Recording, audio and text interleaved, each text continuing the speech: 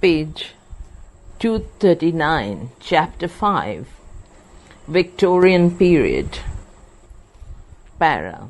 The Victorian Age is one of the most remarkable periods in the history of England. It was an era of material affluence, political consciousness, democratic reforms, industrial and mechanical progress, scientific advancement, social unrest, educational expansion, empire building and religious uncertainty. There were a number of thinkers who were well satisfied with the progress made by the Victorians, while from a whole class of adverse critics could be heard a scathing criticism of the values held dear by the Victorians.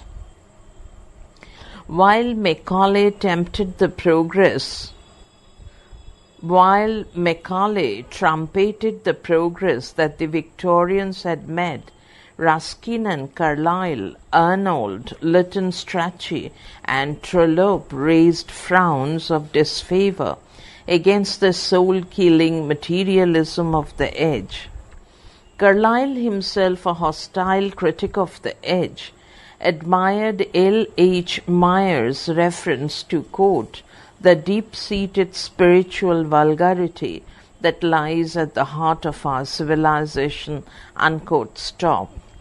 Symonds detected in the Victorian period, whatever may be its buoyancy and promise, elements of, quote, world fatigue, unquote, comma, which were quite alien to the Elizabethan age, with which the Victorian era is often compared. Whatever may be the defects of the Victorian way of life, it cannot be denied that it was in many ways a glorious epoch in the history of English literature, and the advancement made in the field of poetry, prose, and fiction was really commendable. Para. The Victorian age was essentially a period of peace and prosperity for England. The few colonial wars that broke out during this period exercised little adverse effects on the national life. The Crimean War, of course, caused a stir in England, but its effects were soon forgotten and the people regained the normal tenor of their lives without feeling the aftermaths of war in their round of daily activities. In the earlier years of the age, the effect of the French Revolution was still felt, but by the middle of the century, it had almost completely dwindled, and England felt safe from any revolutionary upsurge disturbing the placidity and peaceful existence of its life. On the whole, it was a comparatively peaceful reign when Englishmen, secure in their island base, could complete the transformation of all aspects of their industrial, commercial, and social life without any risks of violent interruptions that gave quite a different quality to the history of continental nations. It was an era when the, quote, war drum throbbed no longer, unquote, and the people felt safe and secure in their island home. Para. Peace brought material advancement and industrial progress in the country. The Industrial Revolution during this age transformed the agrarian economy of England into an industrial economy. Mills and factories were established at important centres, and the whole of England hummed with the rattle of looms and booms of weaving machines. Para. Industrial advancement created social unrest, arid economic distress among the masses. I think it's a printing mistake. I repeat again, para. Industrial advancement created social unrest and economic distress among the masses. The Industrial Revolution, while creating the privileged class of capitalists and mill owners, rolling in wealth and riches, also brought in its wake the semi-starved and ill-clad class of laborers and factory workers who were thoroughly dissatisfied with their miserable lot. National wealth increased, but it was not equitably distributed. A new class of landed aristocracy and mill owners sprang up. They looked with eyes of disdain and withering contempt on the lot of the ragged and miserable factory hands. Conditions of life held no charm for laborers and workers in the field, for they were required to dwell in slum areas, page 240, with no amenities of life attending them at any stage of their miserable existence. There were scenes of horrid despair witnessed in the lives of the poor. Whirling of time, a wave of social unrest swept over England, and the ulcers of this apparently opulent society were brought to the surface by writers like Dickens, Ruskin, Carlyle, and Arnold. The deplorable state of the debtors' prison, the Fleet, and the Marshalsea, the dismal abysses of elementary education, the sorry type of nurses available in sickness, the oppression of little children, the prevalence of religious hypocrisy, these and many other dark corners in the life of England were illuminated by the searchlight of Dickens's genius. Para. The woeful and deplorable conditions of laborers, miners, debtors, and prisoners soon caught the eyes of social reformers, and a stage was prepared for ameliorating the lot of the downtrodden and the underdogs of an affluent society. The Victorian era, therefore, witnessed vigorous social reforms and a line of crusading humanitarian reformers who sought to do away with the festering sores and seething maladies of the Victorian age. The Victorian age is therefore an age of humanitarian considerations and social uplift for the masses. Para. In the course of the Victorian era, there developed among the increasingly large number of literary men and women and philanthropic social reformers a humanist attitude to life which was not a matter of creed and dogmas, by a recognition of the love and loyalty that the better-sensed people had for their unfortunate brethren. In the works of Dickens, Mrs. Gaskell, Carlyle, and Ruskin, we notice the crusading zeal of the literary artist to bring about salutary reforms in the social, political, and economic life of the country. Para. The growing importance of the masses and the large number of factory hands gave a spurt to the reform bills which heralded the birth of democratic consciousness among the Victorian people. The Victorian age witnessed a conflict between aristocracy and plutocracy on the one hand, and democracy and socialism on the other hand. The advance in the direction of democracy was well marked out, and in spite of the protests of Tennyson and Carlyle, its sweeping tide could not be stemmed. The long struggle of the Anglo-Saxons for personal liberty is definitely settled, and democracy becomes the established order of the day. The king and peers are both stripped of their power and left as figureheads of a past civilization. The last vestige of personal government and the divine right of rulers disappear. The House of Commons becomes the ruling power in England, and a series of new reform bills rapidly extend the suffrage until the whole body of English people choose for themselves the men who shall represent them. Para. England witnessed expansion in the field of education. The passing of the Education Acts was a landmark in the history of education in the country. A large reading public was prepared to welcome the outpourings of novelists, poets, and social reformers. The press also came into its own and became a potent force in awakening political consciousness among the people of this age. Para. There was a phenomenal growth in population during the Victorian age. The population of Great Britain at the time of the first census in 1801 was about 10.5 millions. By 1901 it had grown to 37 millions.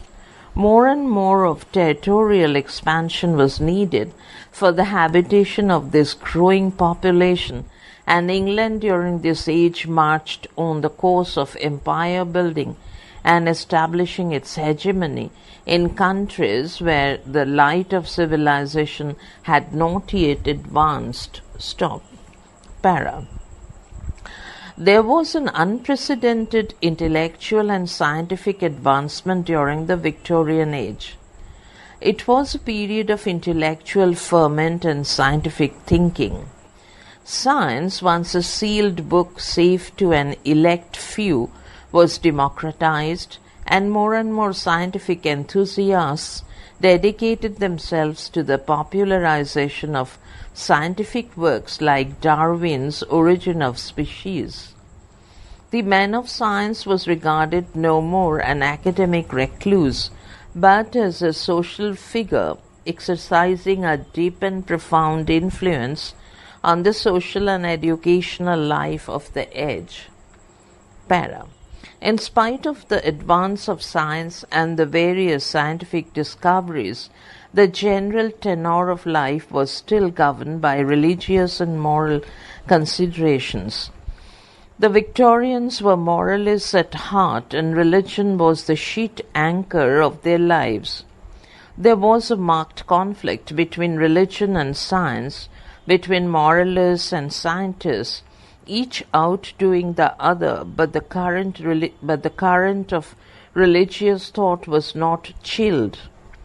It was an age in which prime ministers raised echoes of a submerged religious vocabulary in their speeches and novels. Page 241. The Oxford movement represents the revival of the old Roman Catholic religion and the authority of the Church at a time when science was challenging the religious thoughts of the age.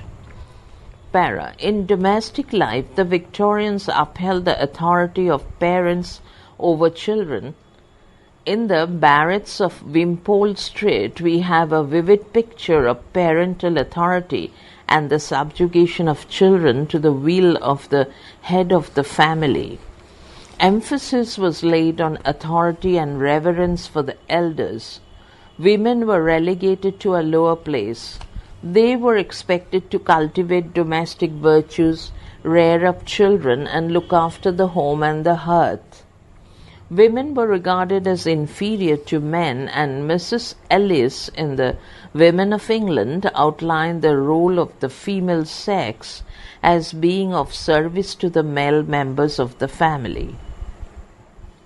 Quote, "The first thing of importance," unquote, she said, unquote, she said, quote, "was to be inferior to men, inferior in mental power in the same proportion that you are inferior in strength," stop, unquote.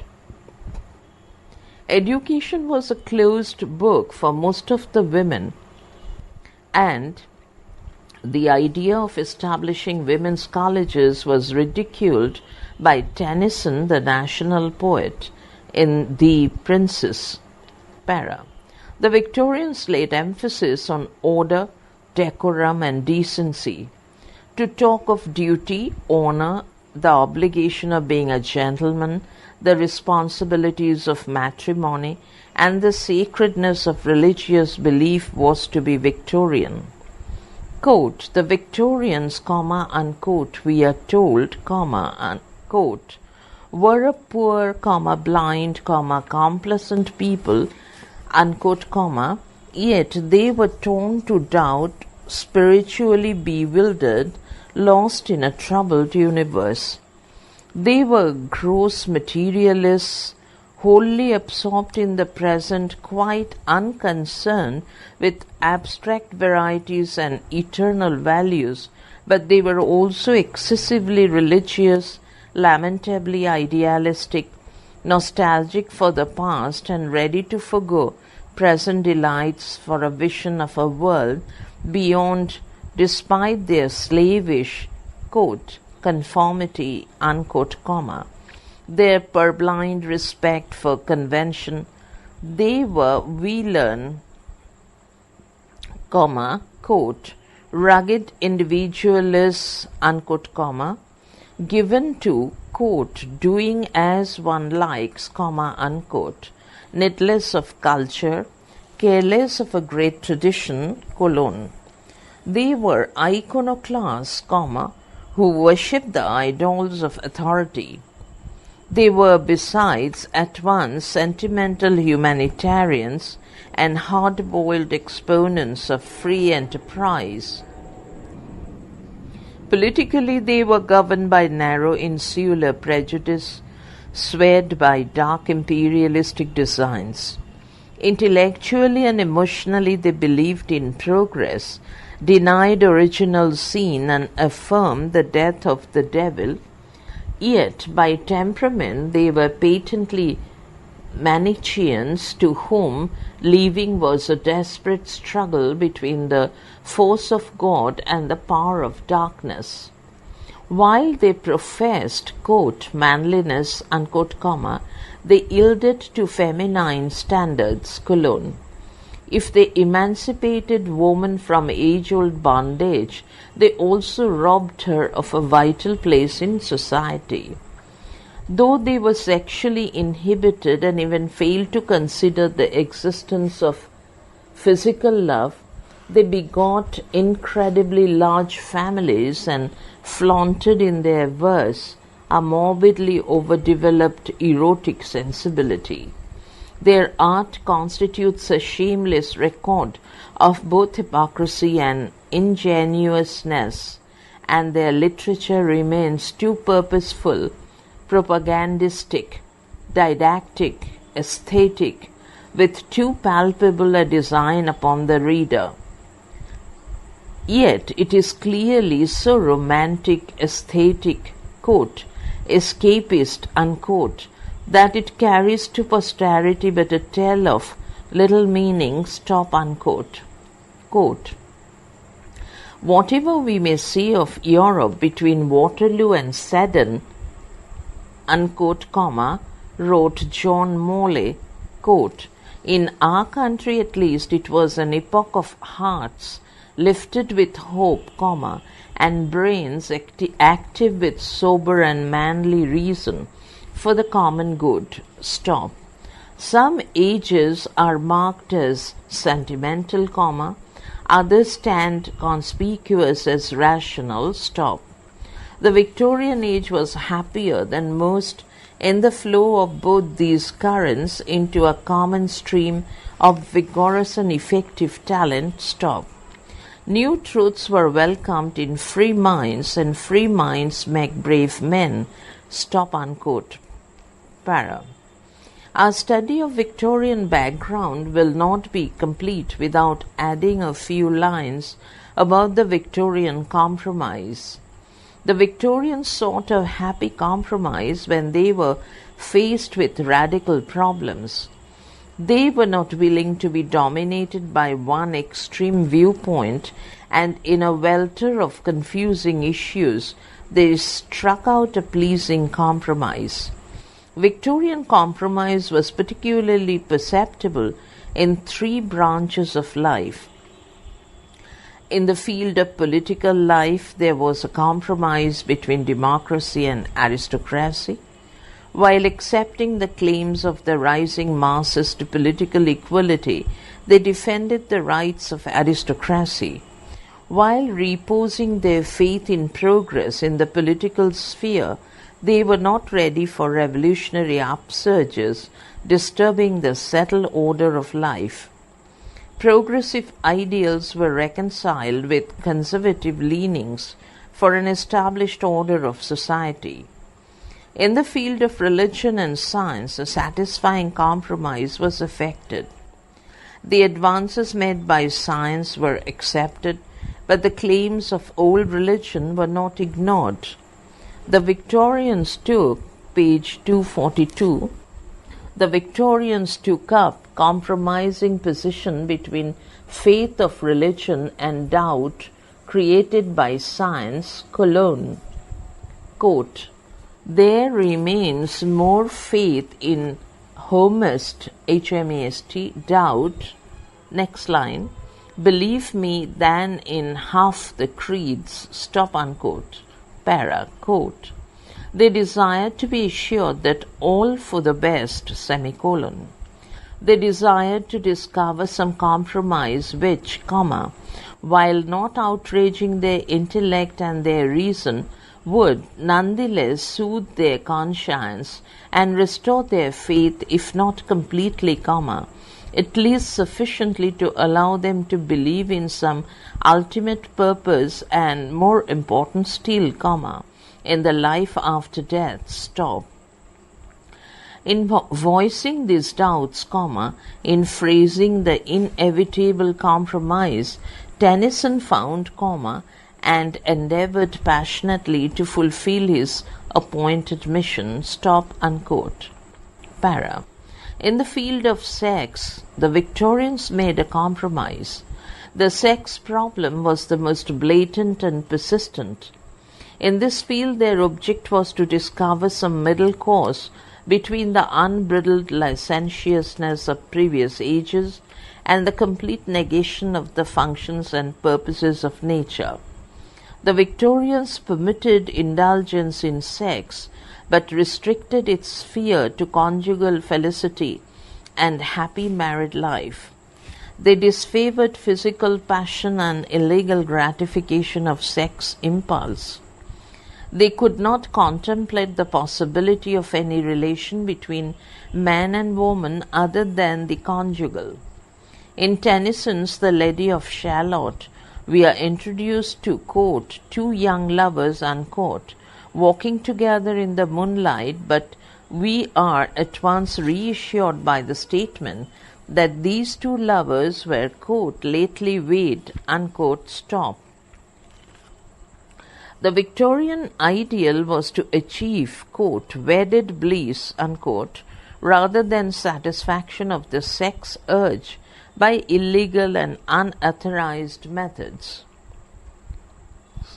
Section. Literary tendencies of the Victorian Age. Para. The Victorian Age was one of the most remarkable periods in the history of English literature.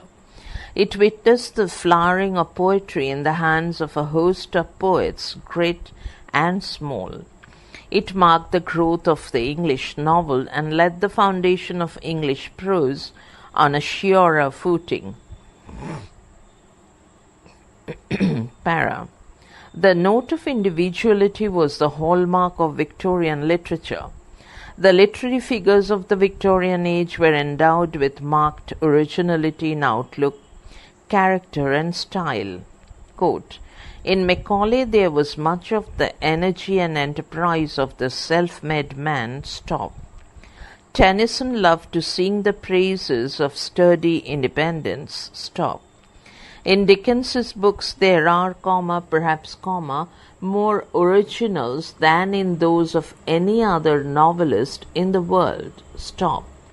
The Bronte sisters pursued their lonely path in life with the pride and endurance learnt at the Haworth, H capital A-W-O-R-T-H, personage.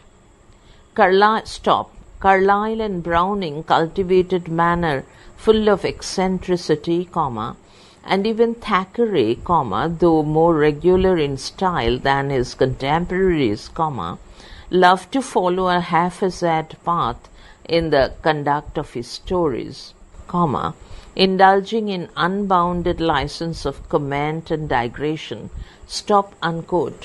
Para. The Victorian age was essentially the age of prose and novel. Quote, though the age produced many poets, and two who deserve to rank among the greatest, unquote, says W. J. Long, quote, nevertheless, this is emphatically an age of prose and novel. The novel in this age fills a place which the drama held in the days of Elizabeth, and never before, in any age, or language, has the novel appeared in such numbers and in such perfection. Unquote. Para. Victorian literature in its varied aspects was marked by a deep moral note. Quote, the second marked characteristic of the age is that literature, both in prose and poetry, seems to depart from the purely artistic standard of art's sake and to be actuated by a definite moral purpose. Unquote. Tennyson, Browning, Carlyle, Ruskin were primarily interested in their message to their countrymen. They were teachers of England and were inspired by a conscious moral purpose to uplift and instruct their fellow men. Behind the fun and sentiment of Dickens, the social miniatures of Thackeray, the psychological studies of George Eliot, lay hidden a definite moral purpose to sweep away error and to bring out vividly in unmistakable terms the underlying truth of human life. Para. The literature of the Victorian age was correlated to the social and political life of the age. The Victorian literary artists, leaving aside a few votaries of art for art's sake, represented by the pre-Raphaelite school of poets, were inspired by a social zeal to represent the problem of their own age. Perhaps for the reason the Victorian literature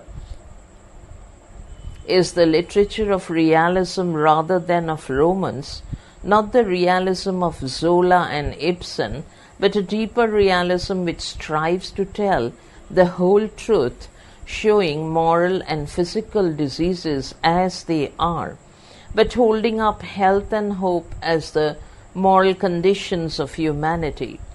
Literature became an instrument of social reform and social propaganda, and it was marked with purposeful propagandistic and didactic aims. Page 243. Para. A few literary artists of this age struck the note of revolt against the materialistic tendencies of the age and sought to seek refuge in the overcharged atmosphere of the Middle Ages. An escapist note is also perceptible in the Victorian literature, and this is particularly noticed in the works of the pre-Raphaelite poets. Rossetti delved in the folklore and diablerie, diablerie, of the Middle Ages. Morris busied himself in its legends and sagas. Quote, there were some minor reversions to classicism, but taken largely, literature of the age continued to be romantic, in the novelty and variety of its form, in its search after undiscovered springs of truth and beauty, in its emotional and imaginative intensity. Unquote. Para. The literature of the Victorian age, in spite of its insistence on rationality and an order born out of reason, could not completely cut off from the main springs of Romanticism. The spirit of Romanticism continued to influence the innermost consciousness of the age. It affected the works of Tennyson, Thackeray, Browning, and Arnold.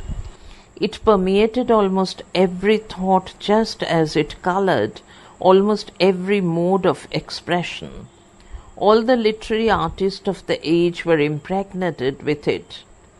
Carlyle's thundering denunciations were charged with the same emotional fire and visionary coloring as that of Shelley and Byron. New vibrations were added to the main chord of Romanticism. Between the years of 1875 to 1880, the Romantic inspiration was again in the ascendant. A note of pessimism, doubt, and despair runs through Victorian literature and is noticed especially in the poetry of Matthew Arnold and Arthur Hugh Clough, Clough. Though a note of pessimism runs through the literature of the age, it cannot be dubbed as a literature of bleak pessimism and dark despair. A note of idealism and optimism is also struck by poets like Browning and prose writers like Ruskin. Rabbi Ben Ezra brings out the courageous optimism of the age. Stedman's Victorian anthology is, on the whole, a most inspiring book of poetry. Great essayists like Macaulay, Carlyle, Ruskin, and great novelists like Dickens, Thackeray, and George Eliot inspire us with their faith in humanity and uplift us by their buoyancy and large charity. The literature of the age is considerably modified by the impact of science. Quote, "It is the scientific spirit, and all that the scientific spirit implied, its certain doubt, its care for minuteness and truth of observation, its growing interest in social processes, and the conditions under which life is lived. That is the central fact in Victorian literature." Stop unquote.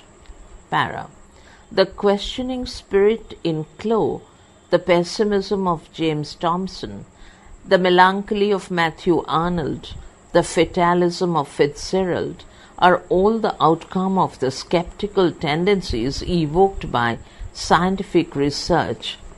Tennyson's poetry is also considerably influenced by the advancement of science in the age, and the undertones of scientific researches can be heard in memoriam.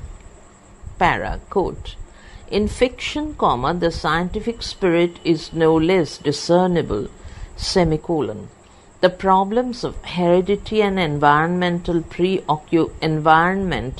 preoccupy the attention of the novelists." Stop. The social problem of the earlier Victorians, of Charlotte Bronte, Dickens, Kingsley and Reid give place to points in biology, psychology, pathology. Stop.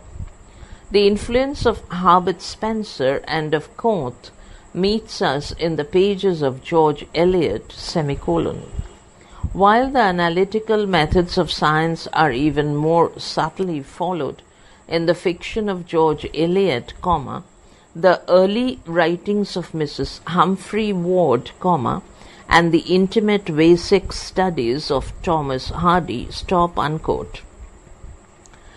A note of patriotism runs through Victorian literature. Tennyson, Dickens, and Disraeli are inspired by a national pride and a sense of greatness in their country's superiority over other nations. Tennyson strikes the patriotic note in the following lines. "It is the land that free men till, that sober-suited freedom chose, a land of settled government, a land of just and old renown, where freedom slowly broadens down from precedent to precedent." Stop. In one direction, the literature of the Victorian age achieved a salient and momentous advance over the literature of the Romantic Revival. The poets of the Romantic Revival were interested in nature, in the past, and in a lesser degree in art, but they were not intensively interested in men and women. To Wordsworth, the dalesmen of the lakes were a part of the scenery they moved in. He treated human beings as natural objects and divested them of the complexities and passions of life as it is lived. The Victorian poets and novelists laid emphasis on men and women and imparted to them the same warmth and glow which the Romantic poets had given to nature. Unquote. The Victorian age extended to the complexities of human life, page 244, the imaginative sensibility which its predecessor had brought to bear on nature and history, stop. The Victorian poets and novelists added humanity to nature and art as the subject matter of literature, stop, unquote. Literary characteristics, para.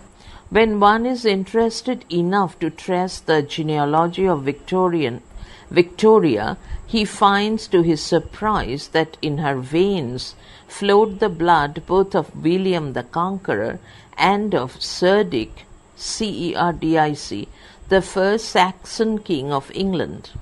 And this seems to be symbolic of the literature of her age, which embraces the whole realm of Saxon and nomadic life, the strength and ideals of the one, and the culture and refinement of the other. The Romantic Revival had done its work, and England entered upon a new free period in which every form of literature, from pure romance to gross realism, struggled for expression. At this day it is obviously impossible to judge the age as a whole, but we are getting far enough away from the early half of it to notice certain definite characteristics. First, though the age produced many poets, and two who deserve to rank among the greatest, nevertheless this is emphatically an age of prose. And since the number of readers has increased 1,000-fold with the spread of popular education, it is the age of the newspaper, the magazine, and the modern novel, the first two being the story of the world's daily life, and the last our pleasantest form of literary entertainment, as well as our most successful method of presenting modern problems and modern ideals. The novel in this age fills a place which the drama held in the days of Elizabeth, and never before in any age or language has the novel appeared in such numbers and in such perfection. The second marked characteristics of the age is that literature, both in prose and in poetry, seems to depart from the purely artistic standard of art for art's sake and to be actuated by a definite moral purpose. Tennyson, Browning, Carlyle, Ruskin, who and what were these men, if not the teachers of England, not vaguely but definitely, with superb faith in their message, and with the conscious moral purpose to uplift and to instruct. Even the novel breaks away from Scott's romantic influence and first studies life as it is, and then points out what life may and ought to be. Whether we read the fun and sentiment of Dickens, the social miniatures of Thackeray, or the psychological studies of George Eliot, we find in almost every case a definite purpose to sweep away error and to reveal the underlying truth of human life. So the novel sought to do for society in this age precisely what Lyell, Lyell, and Darwin sought to do for science, that is, to find the truth. and to show how it might be used to uplift humanity. Perhaps for this reason, the Victorian age is emphatically an age of realism rather than of romance. Not the realism of Zola and Ibsen, but a deeper realism which strives to tell the whole truth, showing moral and physical diseases as they are, but holding up health and hope as the normal conditions of humanity. Para. It is somewhat customary to speak of this age as an age of doubt and pessimism, following the new conception of man and of the universe which was formulated by science under the name of evolution. It is spoken of also as a prosaic age lacking in great ideals. Both these criticisms seem to be the result of judging a large thing when we were too close to it to get its true proportions, just as Cologne's Cologny Cathedral, one of the world's most perfect structures, seems to be a shapeless pile of stone when we stand too close beneath its mighty walls and buttresses. Tennyson's immature work, like that of the minor poets, is sometimes in a doubtful or despairing strain. But his In Memoriam is like the rainbow after storm, and Browning seems better to express the spirit of his age and the strong manly faith of an Rabbi Ben Ezra, quote, Rabbi Ben Ezra, unquote, and in the courageous optimism of all his poetry. Stedman's Victorian anthology is, on the whole, a most inspiring book of poetry. It would be hard to collect more varied cheer from any age, and the great essayists like Macaulay, Carlyle, Ruskin, and the great novelists like Dickens, Thackeray, George Eliot generally have us with a larger charity and with a deeper faith in our humanity. Para. So also the judgment that this age is too practical for great ideals may be only a description of the husk that hides a very full ear of corn. It is well to remember that Spencer and Sidney judged their own age, which we now consider to be the greatest in our literary history, to be altogether given over to materialism and to be incapable of literary greatness. Just as time has made us smile at their blindness, so the next century may correct our judgment of this as a material age, and looking upon the enormous growth of charity and brotherhood among us, page 245, and the literature which expresses our faith in men, may judge the Victorian age to be, on the whole, the noblest and most inspiring in the history of the world. Stop.